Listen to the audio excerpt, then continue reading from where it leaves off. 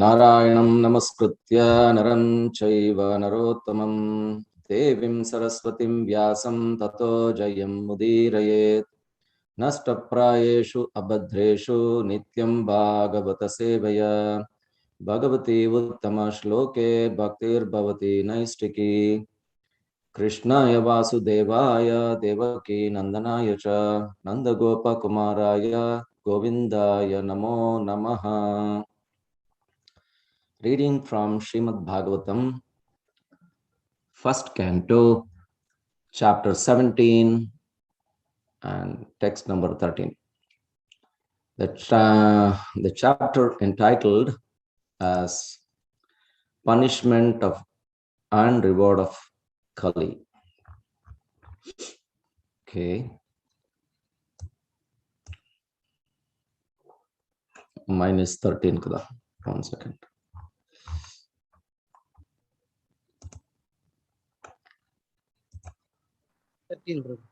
Yes. Okay. All right. So it's good. Not many people. At least I can say something. Akyahi vrishabhadram va sadunam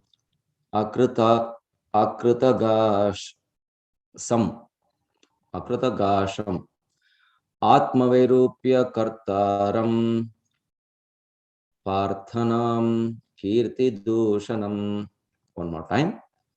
Akyahi vrishabhadram va sadunam akritagasam atma vairupya kartaram parthanam kirti dushanam.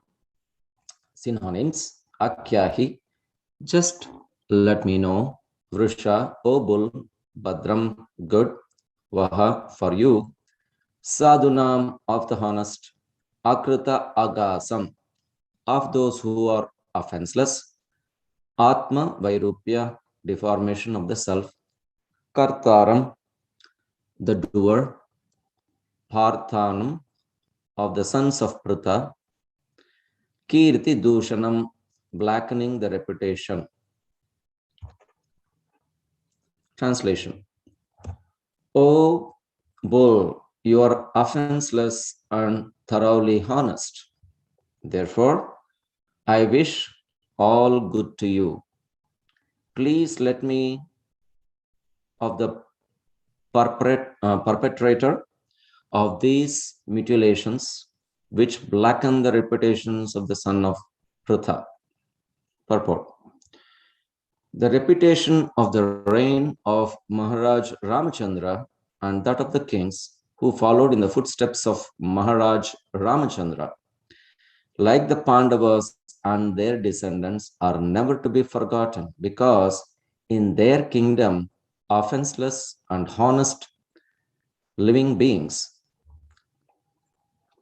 were never in trouble. The bull and the cow are the symbols of the most offenseless living beings because even the stool and the urine of these animals are utilized to benefit human society. The descendants of the sons of Pritha, like Maharaj Parikshit, were afraid of losing their reputations.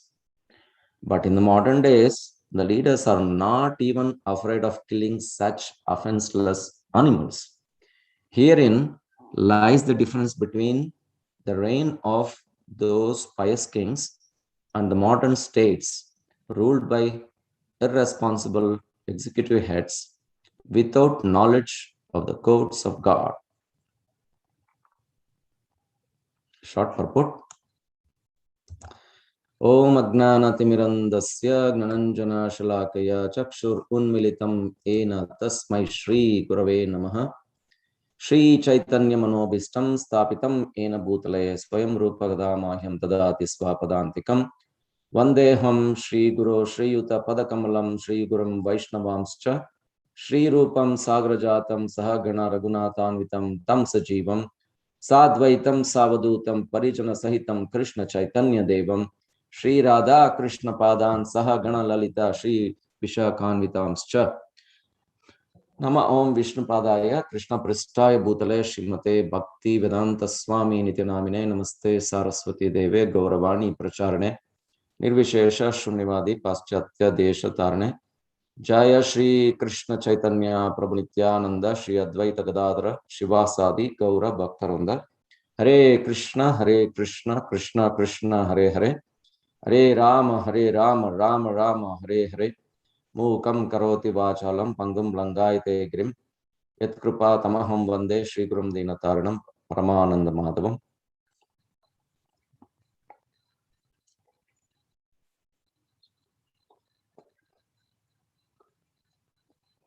Okay, thank you so much for giving opportunity to speak and read and speak about Srimad Bhagavatam. I can say, at least I'm fortunate to read in the association of the devotees. Request sincerely all your prayers that we can have a good hearing of Krishna Katha morning, pleasing the Lord, pleasing the devotees, pleasing everyone. This is our bread and butter, actually, in that way. For us, the real happiness is only coming by Shravanam, Kirtanam, Vishnu Smaranam. Kirtanam is not just the Hare Krishna Mahamantra Kirtan. This is Bhagavatam is also Kirtan for us.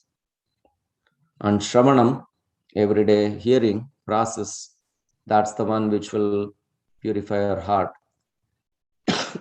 Instead of listening so many other things, glorification of lordships, glorification of the devotees of the Lord, that is the one which gains strength every day. Like watering the tree, watering the plant every day. If you have a plant at home, if you don't water it, it will dry up anyway, right? Few days, I don't see that plant is, that is a nice flower plant, very, very nice with aroma. But if I don't water it, the plant is going to dry. Similarly,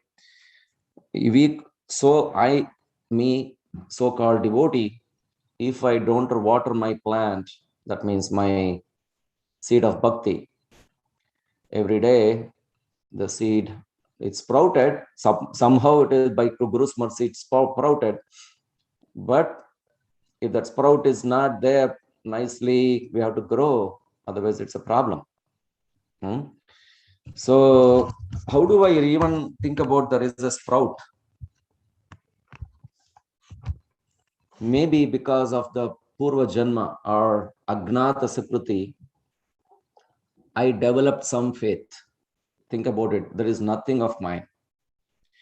I have developed my faith because of the Agnata Sukriti from the previous lives, and which is also coming from devotees.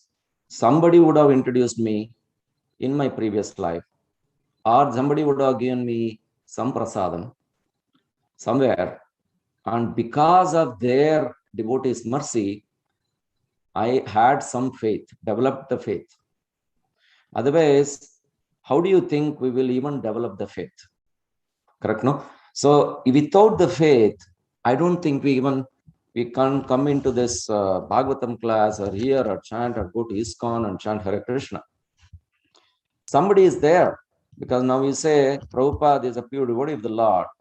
He has given his blood. He used to sleep only 2 hours a day, and writing the entire Srimad Bhagavatam and many scriptures. And he has he has preached and made so many devotees of the Lord Krishna, and all his disciples, we are connected. And because of Prabhupada's mercy, because of the spiritual masters, his disciples' mercy, we got somehow connected. Because we had previously some faith, because of the Agnata Sukriti, our heart was open with a little faith. And then the Prabhupada's disciples, they were carrying Krishna in their heart all the time. They are carrying Krishna in their heart all the time. And because of their presence and because of their mercy, we are also getting mercy. Otherwise, think, what if Prabhupada was not there? We are gone, right? Similarly, I'm thinking all this because the gratitude to the spiritual master, gratitude to the Srila Prabhupada and his movement and Chaitanya Mahaprabhu's movement is a must for all of us. Otherwise, there is no way we can sit and even hear or listen or speak. How much are we qualified? No way. I was thinking a few days ago that how the ISKCON Naperville is developing so nicely. So many devotees are happening. How is this really possible? Then I thought, and I shared with a few devotees also, that Rompad Maharaj, His Holiness Rompad Maharaj has given his blood as well. Here for the ISKCON Naperville and in Chicago area, he used to come, and if I hear the history of Stoka Krishna Prabhu, Premananda Mataji, earlier, how much struggle was there initially, and maybe 10-15 years ago, and now how it is, because the pure devotee, as Rompad Maharaj had a desire to develop this area, basically, make them Krishna conscious, because that is his mission. He is following his spiritual master. The main mission is to follow. So he is, and because of his desire, Krishna manifested and orchestrated all the devotees like all of us. It's like flowers popping up every day, right? The flowers is popping up one at a time. And you see Gopal Hari Prabhu came. There are so many. Sri Krishna Prabhu came. So many like that. In our own eyes, we can see how the things are manifesting because of the one desire of the pure devotee. Srila Prabhupada and then, Rompad Maharaj came here. He has given such a, and because of his mercy, we are all here. Honestly, otherwise there is no way that I am this, I am that. What? Where do you think we're qualified? No way. Because of their mercy, we are here. So that's the gratitude I had to say about. I'm sorry thinking about all this, but anyway, this is my thought process. So next 15 minutes, I'll see what I can talk about this verse. The important thing we need to understand that from this verse, on the context of dharma, and we know all this, every day we are hearing, so I don't want to repeat. Now, Parikshit Maharaj is actually asking what's happening to the bull, right? He's addressing, oh bull is none other than dharma, as we all know. So he's addressing, hey, you are offenseless and thoroughly honest. Therefore, I wish all good to you. Please let me of the perpetrator of all of these mutilations. Who is this? Who is the cause? Who did this? He's asking. Maharaj Parikshit, as a king, he is asking this bull, who punished you like this? What happened to you? You are only one leg. What is this going on? Because the king, as a king, he has to take care of every citizen of this regime, of his own regime, maybe the human beings, whether the animals. See how much importance Parikshit Maharaj is also giving to the animals, like a cow. We know sometimes we don't even see the cows. The people don't even think about the cows many times. And only we'll think about the cow when we have milk. Oh, milk is coming from the cow. People all eat paneer every day. How many people can think about paneer? Nobody thinks about they can have the paneer butter masala, something like that, right? So, but nobody thinks about where is it coming from. The taste is right, but that nobody thinks about the cow. Sometimes I've seen that, right? So, but the people of majority, they don't think everything is coming in the packets, they're all eating, but where is that cause? It's coming from the mother cow. So how importance the Parikshit Maharaj has given to the animals of course, in this pastime here, its cow is none other than dharma. And now in the purport, Srila Prabhupada explains that the reputation of the reign of Maharaj Ramachandra. See, there is a Sun dynasty and the Moon dynasty. Right from the Sun dynasty, where Lord Ramachandra, and we all know that even today and in time immemorial, it's coming, and in future as well, the people can talk about, hey, that country, that state, it was like a Ramarajya, because Lord Ramachandra was ruling, and entire he established that kind of dharma based on the manuscripts. Everything was implemented to the degree of nobody could have thought about, right? And that means it's Lord himself implemented that system. And that is why that Ramarajya, how many millions years now, right? So it was right back in, now we are in Kali Yuga. That was before is Dwapara Yuga, before that is Treta Yuga. And from Treta Yuga to even today, we are even glorified the Ramarajya. Of course, we know everybody know Ramachandra, but Ramarajya, because it is glorified. Why? That it was famous. It was very, very famous. The Ramarajya was how it was, how people were there. And now, and he's telling, if something happens, and then it came to that is in the Sun dynasty, and then Krishna came, which is in the Moon dynasty, and it continued. Look like even the Pandavas, they were all in the Moon dynasty, right? So now he is one of the part of the Moon dynasty, and he's thinking, if I don't do anything, it is a reputation issue. It's not for him. It's for this entire dynasty, what the previous, his grandfather, his ancestors, what they brought, that reputation, he doesn't want that reputation to go away. Think about even Ramarajya. If one person is following the Ramarajya, suppose he's following, and if he does something wrong, then it is not the reputation for him, not for him. It's not for him. It is for the who started this, right? So it's basically the system which is coming from Krishna, Lord Ramachandra. So that means it's a reputation to the Lord Ramachandra, not me, not you. Just like if I do something wrong today, and we are all belonging to ISKCON, and if I do something wrong, it is Balaram Prasad, yes, it is, no way, it's gone, but I am gone. Suppose if I am gone, but make sure that nothing, the reputation for ISKCON should not go away. Correct? That's what he was thinking about. Similarly, so even if I do something wrong, make sure that the reputation of ISKCON should not. That means I should not do anything wrong. Correct? That is most important. That's why he's talking about that reputation. And here in this says, these poor animals, like they're offenseless and honest beings, were never in trouble, right? I'm just looking at this purport and explaining whatever I know.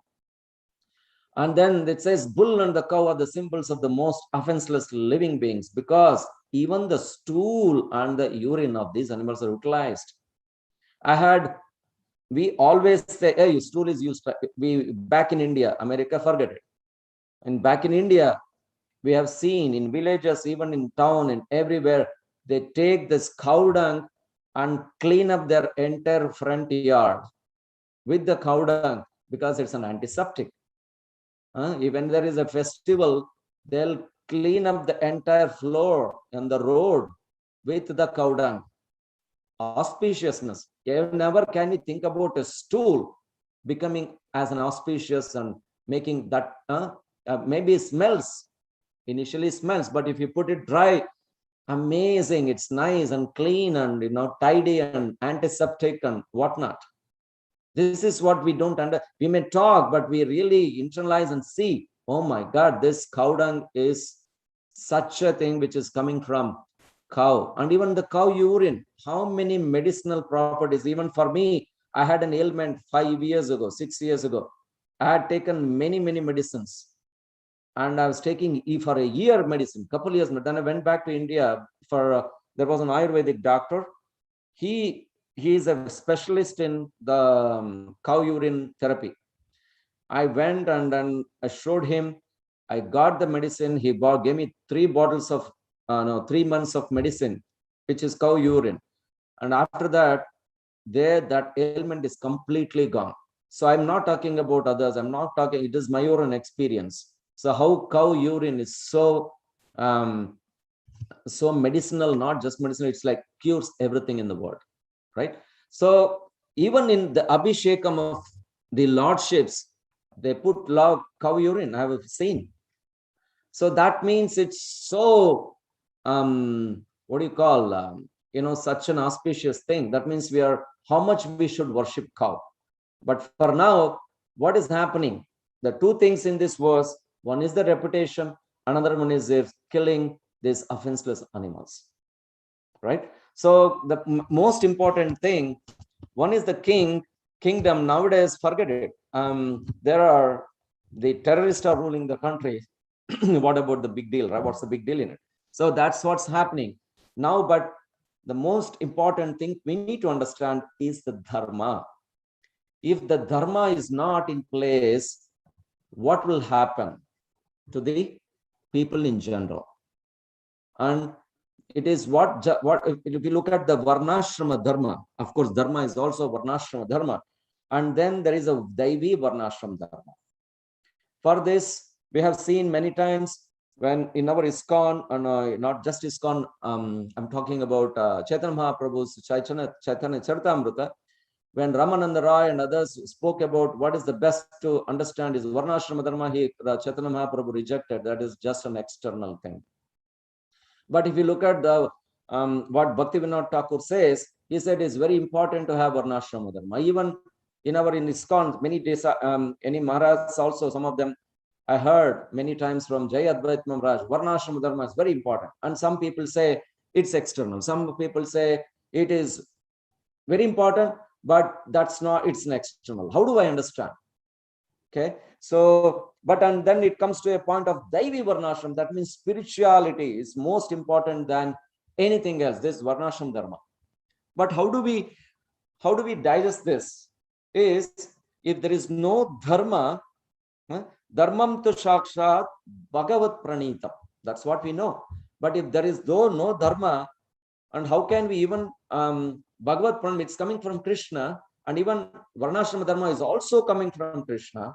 But the Daivi Varnashram Dharma, it is the bhakti. It is not just coming from Krishna for this material world. This bhakti is coming from the spiritual world, which is the internal Swarup Shakti, Ladini Shakti, which is the internal potency of the Lord, which is not coming from this material world, but it is coming from spiritual world. So even though the Varnashrama Dharma is for this material world, so that it can go accordingly, we need to understand that even though you follow spirituality, the Daivi Varnashram, we need to still follow the principles of Varnashram Dharma.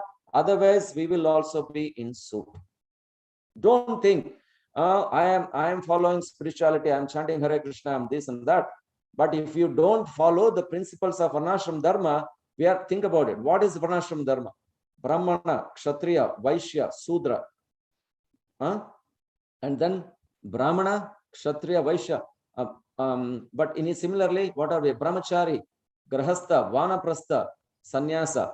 And some of them are not even anything. They are Babajis. So they are beyond all this, spiritual, transcendental. So we are not Babajis, okay? We are not Babajis. So we have to practice the Daivi Varnashram. That means in conjunction, spirituality, follow the spirituality, the process of devotional service in conjunction with the Varnashram Dharma. So that is how it helps to even follow spirituality, right? So in here, how insane the modern days, there is no dharma at all. Where is the dharma? Only the leftover dharma is a little bit of truthfulness, and all other is gone based on the Kali Yuga, based on the process. What's happening in the previous verses, we understand the only truthfulness is left, not much. So what we need to understand, how at least with that truthfulness, as a devotee of Krishna, we are following the process of Chaitanya Mahaprabhu, with Srila Prabhupada's mercy and all his disciple mercy. We have to follow this Varnashrama Dharma, Daivi Varnashrama Dharma, in conjunction with Varnashrama Dharma. Then we will be able to even progress in our devotion service. Because we are all grahasthas, we are not babajis. So we are following the prescribed duties, whatever the prescribed duties for us, we have to follow nicely in conjunction with the scriptures, what Krishna says, right? So it's not that we are going to do so many other things for yajna, this and that. For us is chanting the Sankirtana yajna, correct? So, but we are all following the Daivi Varnashram and then Varnashram Dharma, the Grahastha, whatever it is. So we are following all this. But if you don't have Krishna, it's only external, it is only material. Even Varnashrama Dharma, people are following what? There are, if you look at it, what is there in it? Dharma, Artha, Kama, Moksha. And only if I look at it, understand, there are only for the material benefit, there is not even moksha there. They will talk about Varnashrama. Okay, they say Dharma, Artha, Kama. So only Artha and Kama is more, maybe in conjunction and with respect to the Dharma, but there is no moksha. So now that is how it is declining in this present age. The now are looking at only Artha and Kama, with, oh, this is Dharma. And I was looking at an article of the, how the Afghanistan was formed and what was their prophets made. So it is being said, based on that Quran, what they had earlier was completely system, very nice system.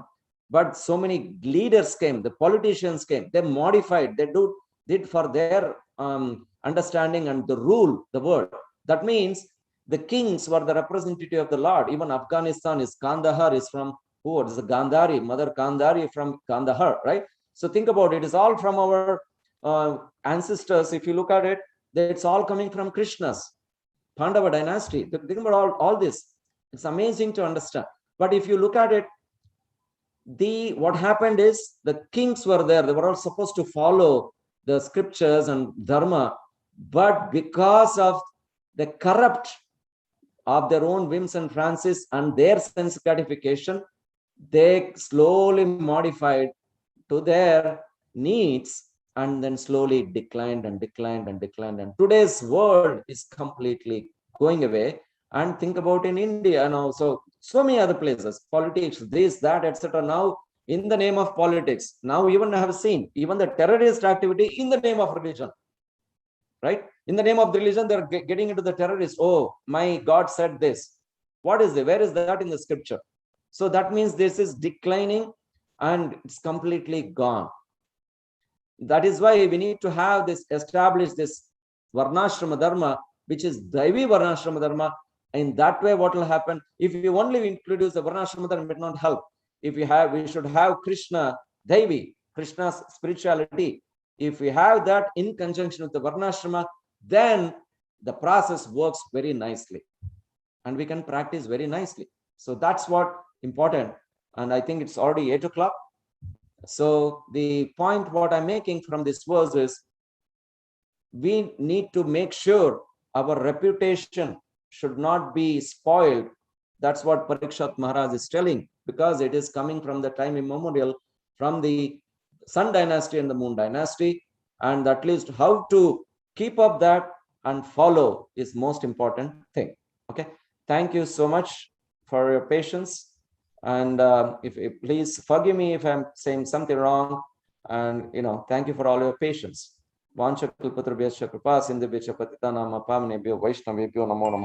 Anybody has any comments, questions? Otherwise, I think we'll close, Prabhuji.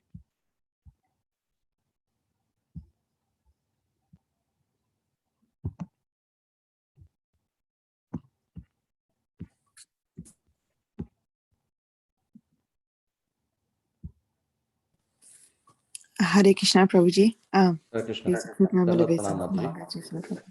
Thank you, Prabhu, for such a wonderful class. I really like the point that you mentioned initially, that how the mercy of Guru and Krishna is there in our lives, and the small sprouted plant of our bhakti, we need to take care of it. Otherwise, the weeds I was thinking about the weeds around it, around that plant. It takes over the whole plant, the life of the plant, if we don't take care of our bhakti plant by reading, chanting, and associating with devotees. Yeah, so I really like that point, Prabhu. Thank you. Thank you, Mataji. Because we can say the faith is there. Say suppose faith is there, and if there is no association of devotees, it won't sprout, right? The faith is there in our hearts, but it won't even sprout. Even without the association, it will never sprout. The faith is there, that's it. But it has to sprout and grow. That means we need association of devotees and mercy of the devotees. Thank you, Mataji.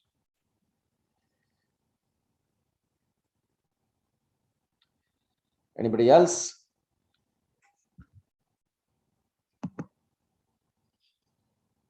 Okay, think we can stop. Mataji, Arudha Mataji is there. Mataji, please give your blessings. Say something, please.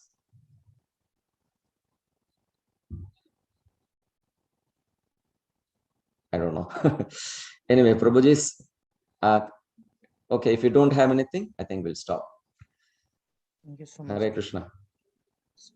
Lingaraj Prabhu? Yes, Prabhu. Can you Thank hear you. me? Yeah. Yes. Okay.